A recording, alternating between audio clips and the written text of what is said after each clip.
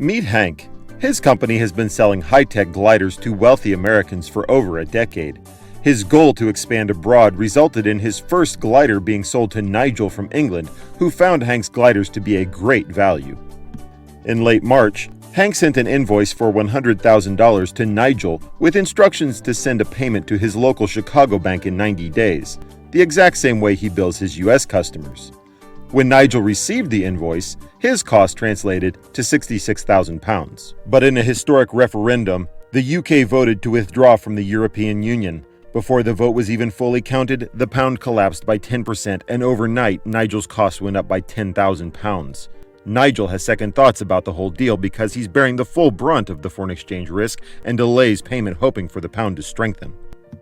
Hank, concerned, calls Nigel and realizes that he may lose the entire deal because of the Brexit vote and the dramatic swings in the currency markets that are outside of his control.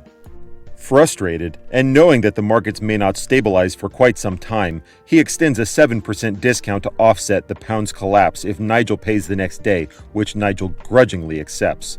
Hank unfortunately receives $7,000 less than he originally booked, directly affecting his bottom line and reducing his margins. Nigel isn't happy with the deal either. He made the payment from his local bank, which ended up charging him another £2,000 to convert pounds to dollars and send the wire to Chicago. He had hoped to import even more of Hank's gliders, but after paying £7,000 more than he originally expected, he started looking for alternatives. But Hank is determined to establish a strong relationship with his first international distributor, so he decides to ensure that his product is competitive in England. Instead of pricing in dollars, he decides to take on the foreign exchange burden himself and bill Nigel in pounds.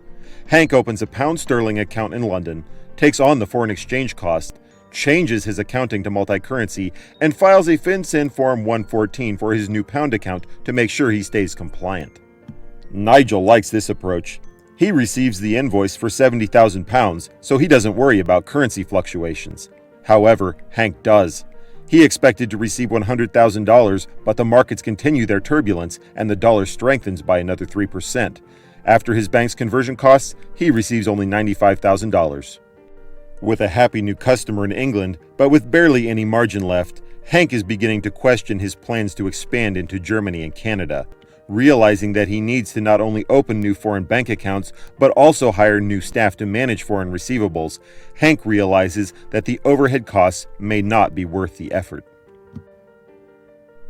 As we can see, the volatility of the foreign exchange markets poses risk to both buyers and sellers. While a currency can both strengthen and weaken, the uncertainty invariably impacts the exporter's bottom line. To address these challenges, TRSRY has developed a cloud-based solution that eliminates the foreign exchange risk by fixing the costs for both parties, reduces transaction costs, and allows exporters to competitively price their goods in local currencies all over the world without opening new bank accounts. To Brexit-proof your receivables, please contact us at info@trsry.com.